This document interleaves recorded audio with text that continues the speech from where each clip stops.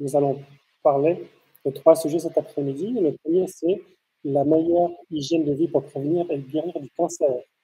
Le second sera sur, la connexion entre, l'estomac et le cerveau et nous allons parler du microbiome et c'est très connecté sur ce que nous avons appris sur l'esprit de prophétie. Et le troisième, c'est le meilleur style de vie pour, prévenir le diabète. Si vous connaissez quelqu'un qui a le cancer ou le diabète, oui, c'est un problème très commun dans notre monde aujourd'hui. Alors, commençons par la prière.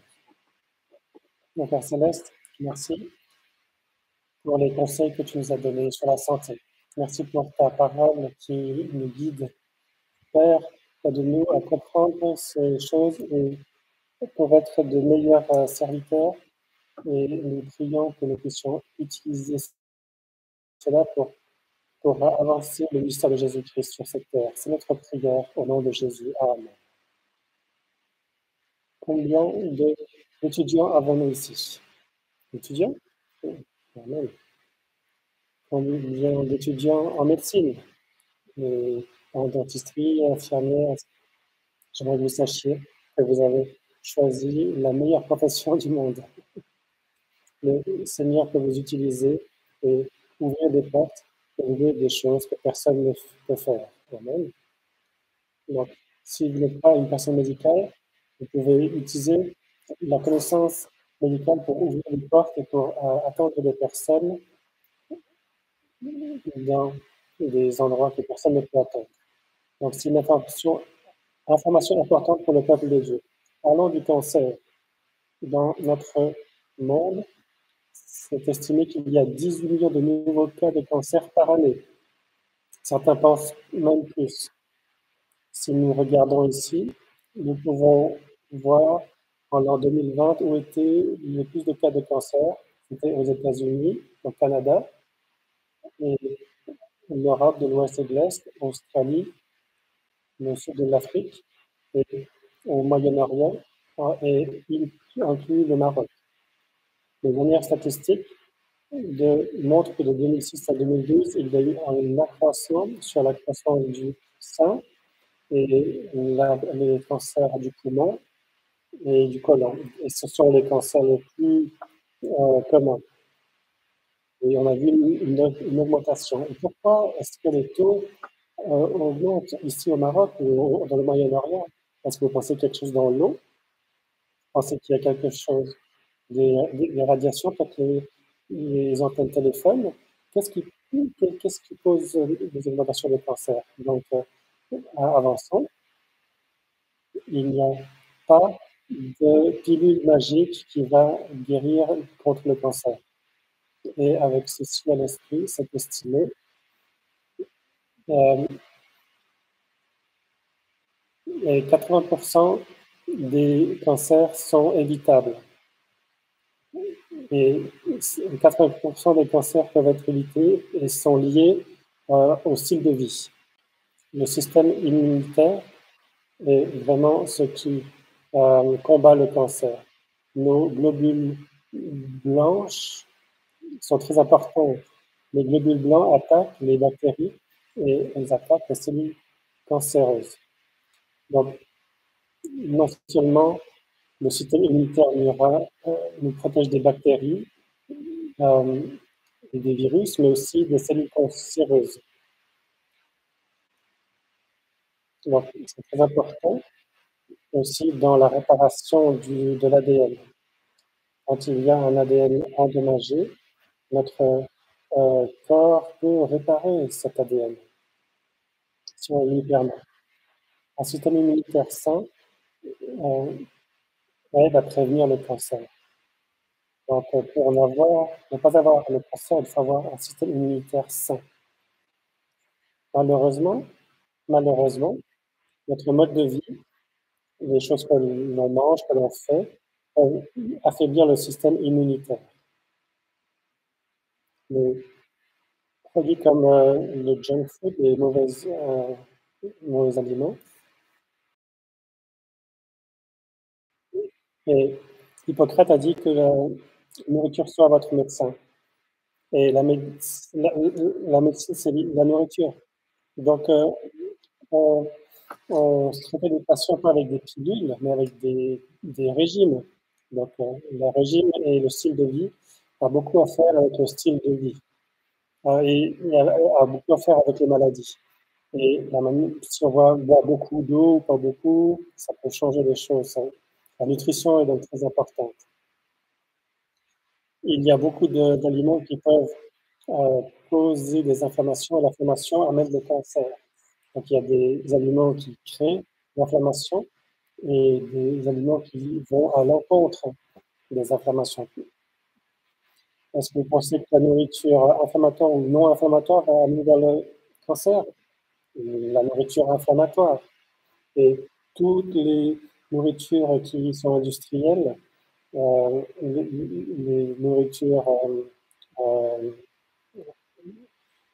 commercialisées, donc industrielles, amènent le cancer.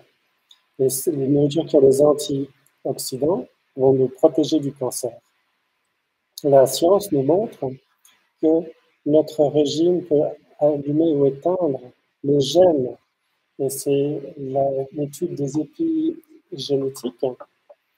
Donc, nos gènes, à tous, pas tous les gènes sont exprimés tout le temps. Donc, certains gènes s'allument et s'éteignent durant notre vie. Par exemple, le gène de puberté s'allume à un certain temps. Le gène des cheveux blancs s'allume à une certaine période. Donc, les gènes s'allument et s'éteignent à une certaine période. Et on a des gènes qui favorisent le cancer. Et la science trouve que selon ce que nous mangeons, notre style de vie, nous pouvons allumer ou éteindre des gènes du cancer. Et donc, ce sont des tendances. Et donc, nous pouvons affecter l'expression des gènes. L'épigénétique est influencée par notre régime. Nous pouvons les allumer et les éteindre. Donc, que pouvons-nous faire pour nous protéger du cancer? Numéro 1, réduire l'ingestion de sucre. Le cancer est lié au cancer. Et beaucoup pensent que le diabète est lié à la consommation de sucre, mais pas le cancer. Donc, ils ont fait une expérience et certains dentistes aux États-Unis ont regardé l'activité des globules blancs et c'est des cellules de défense. Ils ont rajouté du sucre et ils ont vu qu'un globule blanc peut tuer 15 bactéries s'il n'y avait pas de sucre. Mais s'il y avait du sucre qui était ajouté aux bactéries, 2 cuillères à thé de sucre, donc les bactéries tuées allaient de 40 à 5,5. Et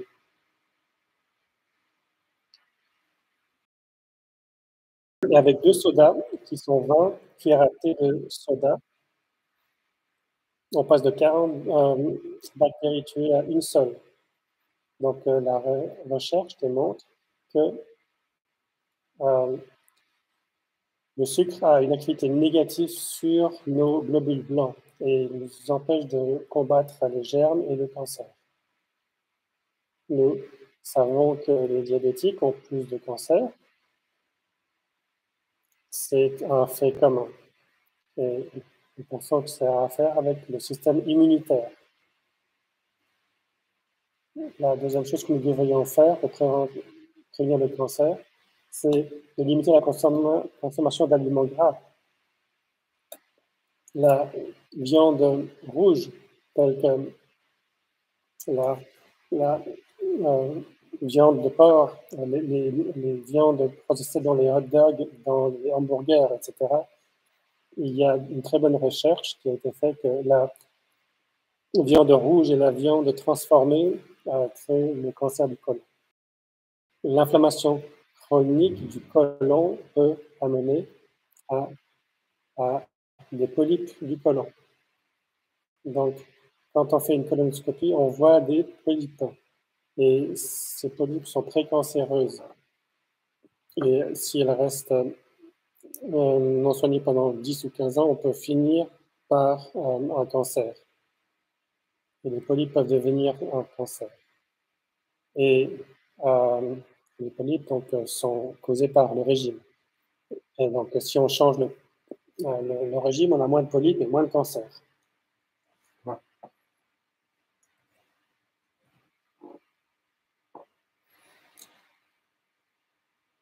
Alors, je vais changer le système.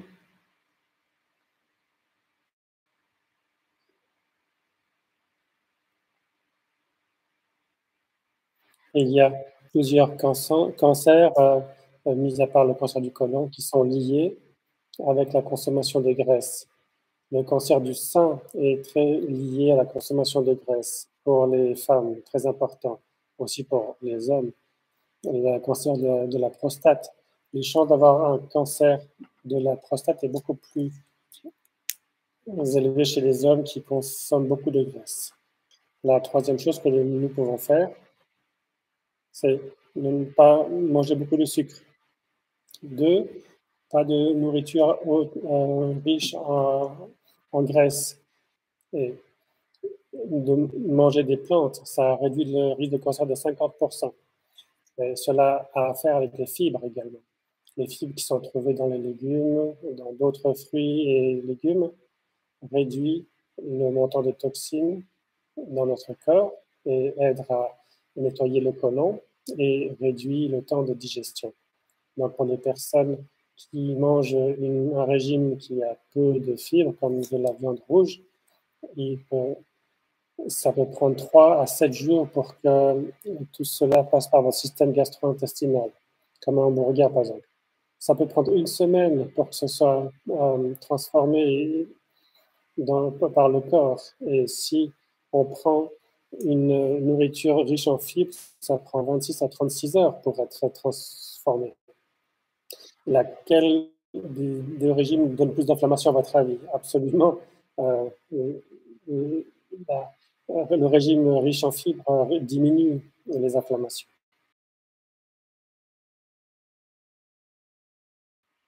Regardons les sources communes de fibres. Voilà. Nous voyons ici les listes de fibres, les listes d'aliments qui ont le plus de fibres. Les aliments, les graines ont beaucoup de fibres. Il y a aussi des fruits qui sont listés là. Et vous voyez les choux de Bruxelles, les patates douces et même le granola a beaucoup de fibres.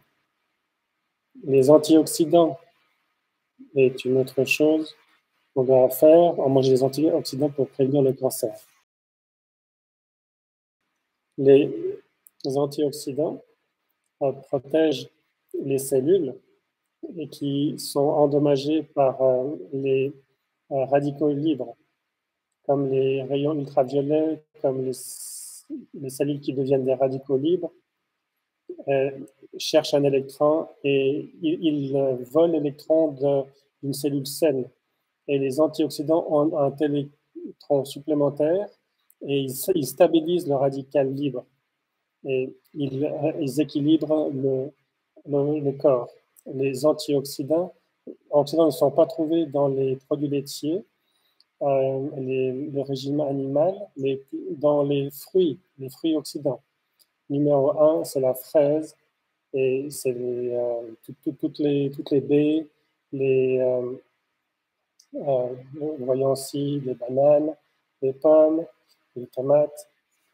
Donc, ce sont les fruits qui ont beaucoup d'antioxydants. Ce sont les légumes top 10, numéro 1, l'ail. L'ail est plein d'antioxydants. Et beaucoup d'anticancers, d'antioxydants. Donc, ici, tous ces légumes, comme le chou frisé, ma femme fait des smoothies avec du chou frisé. Il y a aussi des acides gras qui ont de l'antioxydant, comme l'oméga 3.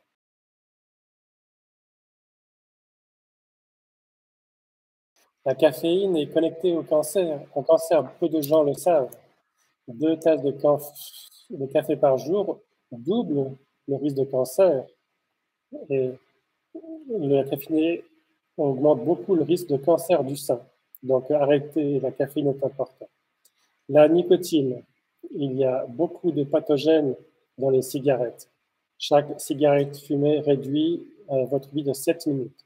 Chaque paquet de cigarettes représente 2 heures et 20 minutes de vie en moins. Et les fumeurs vivent en moyenne 15 ans de moins que les non-fumeurs.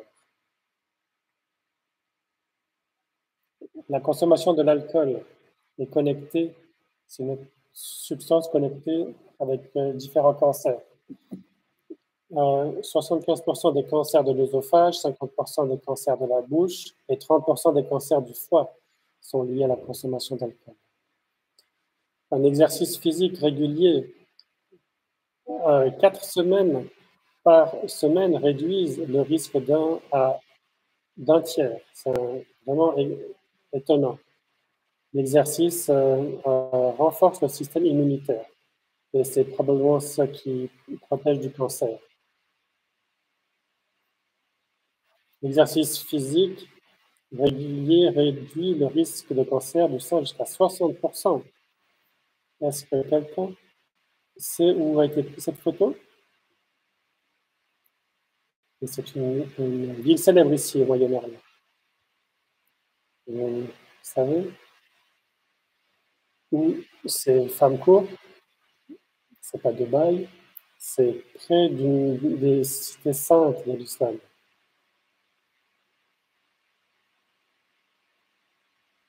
C'est à Jeddah. Une ville très cosmopolite, où les femmes ont commencé à faire du fitness. Et on les voit faire du footing près de la mer Rouge. Quelque chose d'aussi simple, l'utilisation de l'eau. L'eau est un agent qui purifie. Question pour vous. Combien d'entre vous prendriez une douche avec du jus d'orange? Quelqu'un? Pourquoi pas? Est-ce que vous prendriez une douche avec du jus de pomme ou de l'ice tea? Non. Car la seule manière de purifier le corps, la peau, c'est avec de l'eau. La seule manière de purifier l'intérieur de l'eau, c'est avec de l'eau. On ne peut pas boire des jus, du lait, du thé, il faut boire de l'eau. La solution à la pollution, c'est la dilution. Les étudiants médicaux connaissent ça. La solution de la pollution, c'est la dilution.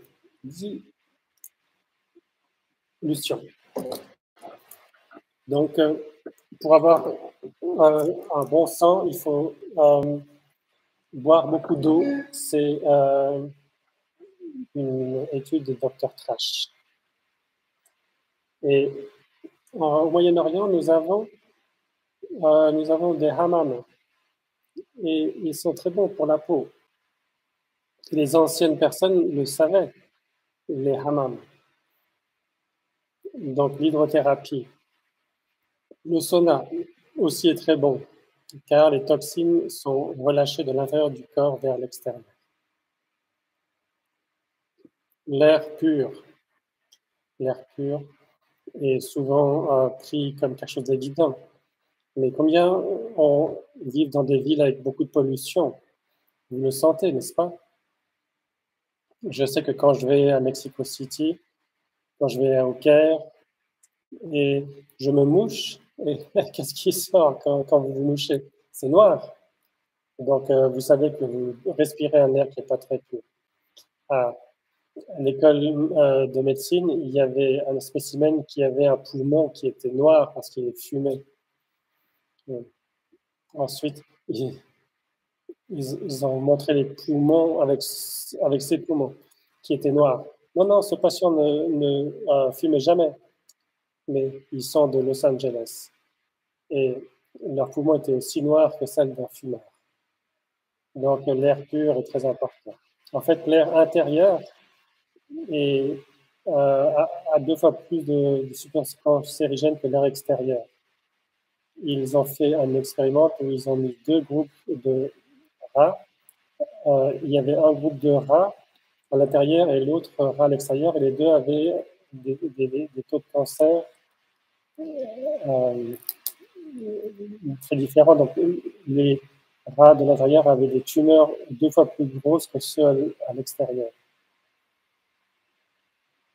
Donc, rappelez-vous, l'air pur est très important. Pas seulement pour inspirer des substances fraîches, mais expirer des substances mauvaises. La lumière du soleil. Nous apprenons l'importance de la lumière pour pour la prévention du cancer. La vitamine D est importante. Lorsque le soleil touche la peau, il transforme le cholestérol en vitamine D. Gloire à Dieu. Et nous produisons de la vitamine D qui va ensuite au travers des reins et qui devient un antioxydant. Et la vitamine D, on n'a pas besoin de la payer, elle est gratuite. On va au soleil simplement. Et je vous donne un exemple de la puissance de la vitamine D comme antioxydant. Je vous montre cette image de l'Angleterre il y a plus de 100 ans. Qu'est-ce qu'ils faisaient? Les enfants étaient au soleil. Pourquoi est-ce qu'ils les mettaient au soleil? Parce qu'ils voulaient être bronzés? Pourquoi est-ce que ces enfants prenaient le bain de soleil? Quelle maladie avait-il? Non, c'était la tuberculose. C'était un hôpital de tuberculose. Et le soleil a aidé la tuberculose. D'abord, montrer que la vitamine D est un puissant antioxydant. Cette jeune dame avait la tuberculose de la peau. Vous voyez, c'était presque comme de la lèpre. Et après plusieurs jours de traitement du soleil, voilà, vous voyez, ne me dites pas que le soleil n'a pas une action puissante. Ouais. Et voilà un jeune homme qui avait aussi la tuberculose sur le visage, et après le traitement du soleil. Donc, croyez-vous que nous avons besoin de la bonne vitamine D? C'est essentiel. C'est un très bon antioxydant. Le repos. Est-ce que vous pensez que le repos peut prévenir le cancer? Vous savez que ceux qui travaillent la nuit ont plus de cancer, plus de diabète et plus de perturbations, plus de cancer que les autres. Une des raisons les plus importantes, c'est une des hormones que nous produisons la nuit, la mélatonine. Et la mélatonine est active et produite le jour, et la production augmente la nuit pendant qu'on dort. Et la purification du cerveau la nuit lorsque nous dormons. Donc, qu'est-ce qui se passe si nous ne dormons pas suffisamment? Nous ne purifions pas notre cerveau suffisamment. Et ça peut arriver à des problèmes comme le Parkinson ou Alzheimer ou la démence. La mélatonine se prépare durant la journée. Pour augmenter la création de mélatonine, il faut du soleil durant le jour pour produire la mélatonine durant la nuit. Et s'il y a moins de soleil, il y a moins de mélatonine. L'exercice. Lorsqu'on exercice à l'extérieur, plutôt le matin, on prépare le corps à créer de la mélatonine. Le soir, la nuit, pour relâcher la mélatonine, il faut qu'il fasse nuit et il faut être endormi. Quand il fait nuit et que nous dormons, notre corps produit la mélatonine qui nous aide à rester endormis. C'est un antioxydant et ça booste le système immunitaire et ça réjuvénère notre corps. C'est un peu l'hormone de jouvence. Dieu nous a donné 2 antioxydants libres, un dans le soleil et la peau, et les autres 3, il n'y a pas besoin de les payer, c'est la mélatonine. Il faut juste dormir la nuit. Voilà la partie intéressante. Si vous dormez durant le jour, vous ne produisez pas autant de mélatonine. Vous produisez la mélatonine lorsque vous dormez dans la nuit. Voilà ce que les scientifiques ont trouvé. Quand le soleil se couche, le plus de mélatonine on produit. Si on dort 8 heures, de minuit jusqu'à 8 heures du matin, et combien d'obscurité y a-t-il entre minuit et 8? Il y a 5 heures de sombre. Si on va au lit plus tôt, il y a 8 heures de noir, d'obscurité. Donc, il y a plus de temps d'obscurité. Et si on dort de 3 heures du matin à 11 heures, il y a eu 2 heures de nuit et ensuite du jour. On va produire moins de mélatonine que si on dort à 9 à 10 heures. Et si on se lève à 5 ou 6 heures du matin, il y a 8 heures de nuit. Et on produit beaucoup plus de mélatonine. Je crois que c'est pour cela que les personnes qui travaillent la nuit et dorment le jour ont plus de cancer. Car c'est probablement quelque chose qui a à faire avec leur cycle du sommeil. Le stress et la dépression peuvent affecter le cancer. Et c'est relié aussi au système immunitaire. Ceux qui ont beaucoup de stress ont moins de force dans le système immunitaire. Et la colère a une augmentation de cancer de 40%. Vous pensez que c'est important d'être gentil, de pardonner et d'être gracieux? 40% de plus de chances de ne pas attraper le cancer, donc on peut vivre plus longtemps. Oui, de pardonner, c'est vivre. Les liens sociaux, les personnes socialement isolées sont plus susceptibles de mourir d'un cancer. Donc ceux qui ont un groupe de support comme les frères et sœurs, une famille en Christ comme nous avons, ça aide à nous laisser en vie. La solitude tue les gens, pas seulement par le cancer, mais par d'autres choses aussi. Donc le temps social, avoir notre unité familiale, ou la famille en Christ nous aide. Et de manière intéressante, travailler pour d'autres, faire du travail bénévole, du travail pour les autres, aide à vivre plus longtemps. De donner de l'aide augmente les chances de survie, mais pas de recevoir. Donc c'est mieux de donner que de recevoir. C'est très vrai. Le bonheur et la santé. Une personne heureuse a une meilleure santé physique, une durée de vie plus longue, moins de maladies et moins de douleurs. En étant positif, en ayant Christ dans votre vie, en étant en paix avec lui, ça vous aide d'avoir moins de douleurs. Et la santé spirituelle également. Par rapport aux personnes dont la santé spirituelle est médiocre, celles dont la santé spirituelle est bonne ont une espérance de vie plus longue, moins d'hospitalisation, souffrent moins d'anxiété et bénéficient d'un meilleur fonctionnement de leur système immunitaire. Si nous avons confiance en Dieu, il peut nous guérir. Combien d'entre vous le croient? Amen. Être en paix, croire en Dieu, lui faire confiance, ça peut nous amener la santé et une longue vie. Est-ce que vous le croyez? J'aimerais vous raconter une histoire vraie sur mon ami Jordan. Je suis là. C'était il y a quelques années, mais l'histoire nous dit, commence à l'île de Guam. J'avais 29 ans à ce moment-là et je travaillais à la clinique adventiste à l'île de Guam. Et mon ami Jordan, était un étudiant missionnaire. Il avait travaillé là-bas pendant 12 ans à Adventist World Radio. C'était un lundi matin à 10h40 et la clinique était pleine de patients, 100 patients.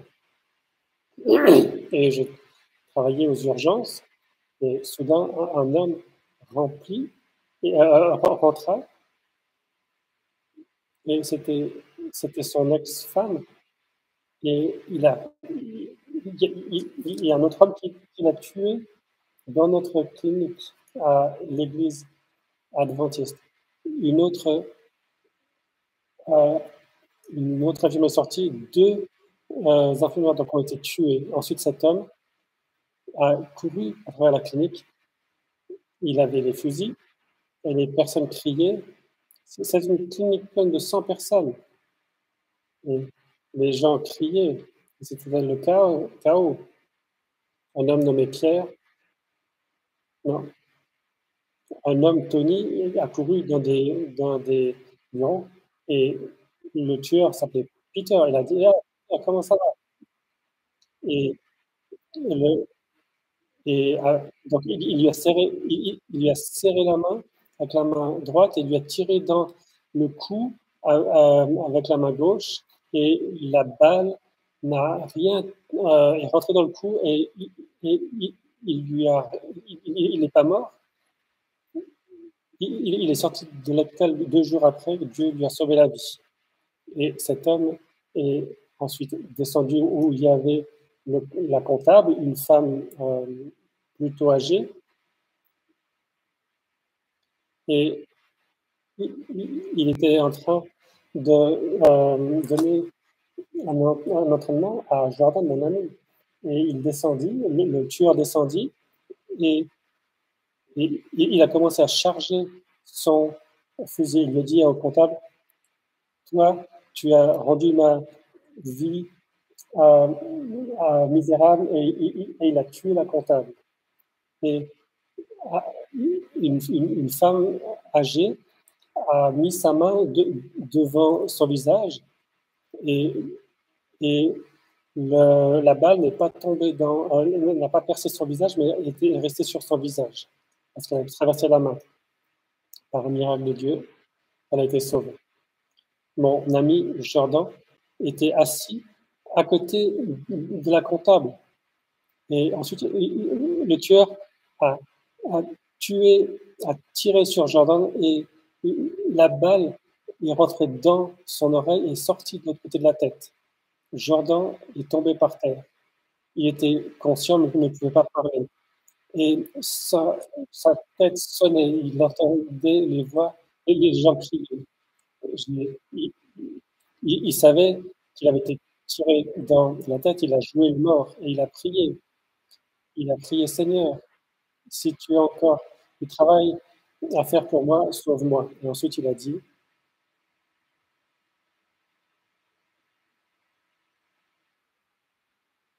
il s'est rappelé l'hymne de l'église, c'était un lundi. Il dit: «Lorsque le matin, quand je me lève, je parle à Jésus.» Et ce chant était la dernière chose dont il se rappelle. Et ensuite, il est tombé inconscient. Et j'étais en haut, et je travaillais sur la personne qui était en train, je travaillais sur la personne qui avait été tirée dans le cou, et l'autre personne qui avait été tirée dans le visage. Et nous avions les deux 29 ans, Jordan et moi. Je connaissais sa famille, ses parents, sa sœur, et il, il le ramenait, et il respirait une respiration d'agonie.